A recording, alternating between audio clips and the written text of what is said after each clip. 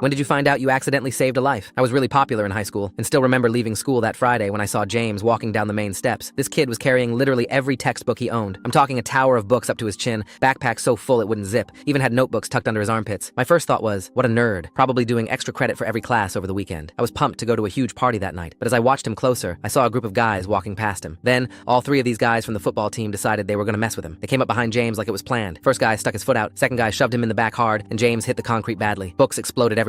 All of his papers blew away, and he was covered in mud. But as his glasses flew off, the third guy stepped on them, not even by accident, just crushed them while laughing. Looks like someone's gotta study how to walk, they said, kicking his chemistry book into the street. James was on his hands and knees trying to gather everything, not saying anything, not even looking up. His face was completely blank like he'd gone somewhere else in his head. The guys were filming it, already posting to their stories, captioned probably something stupid about nerd down. Other kids walking by just kept going, some laughing, most just glad it wasn't them. That's when I noticed something weird. Mixed in with all the textbooks were other things. A framed photo of what looked like his family, some medals from middle school, even what looked like birthday cards. Why would anyone bring birthday cards to school? But I didn't think about it too hard, just felt my stomach twist watching him try to pick up wet notebook paper with his hands shaking. I don't know why I walked over. Maybe because the guys who tripped him were dicks who'd peaked in 10th grade. Maybe because James looked so pathetic crawling around. Or maybe because my mom would have killed me if she saw me walk past. I started helping James pick up his stuff. I felt horrible, because as I tried to hand him his glasses, he flinched thinking I was gonna hurt him. He was so confused when he saw I was actually trying to help. Thanks, he mumbled, trying to carry everything at once. Books sliding out of his grip again. Don't worry about them. Why are you bringing all your books home anyways? I asked, grabbing half the pile. He just shrugged and said he liked to study. We walked together, and it turned out he lived like 3 streets from me, which was insane because I'd never seen him around. The whole time he kept trying to take the books back like he was embarrassed I was helping. When we got to his house, I don't know what possessed me, but I said, there's a party tonight, you should come. The look on his face was like I'd asked him to fly to the moon. I don't really do parties, he said. Yeah, well, maybe you should start, I replied, writing the address on his hand before he could say no. I figured James wouldn't show, but around 10 that night, there he was at Jake's door wearing the same clothes from earlier, holding a 2-liter of Coke like it was a ticket to get in. People looked confused. Someone asked if he was lost, but I brought him inside and acted like it was normal. Turned out James was actually funny when he wasn't terrified. That Monday, I saw him come back to school with all his books, and we started hanging out. And by senior year, James had completely transformed. Got contacts, started dressing better, actually talked to people. He got into MIT early admission, and eventually he was so popular, he had to give a speech in front of the entire graduating class. James stood at that podium, looked at 2,000 people, and instead of his prepared speech about the future, he said something completely different. He sighed and told our entire school about the day I helped him pick up his books. He told me that day I stopped him from doing something horrible. I was the first person to act nice towards him, try to be his friends, and that day he was taking all his books home so his mom didn't have to clean out his locker after he took his own life. Absolutely nobody in the auditorium could believe what we heard, as we were all in complete shock.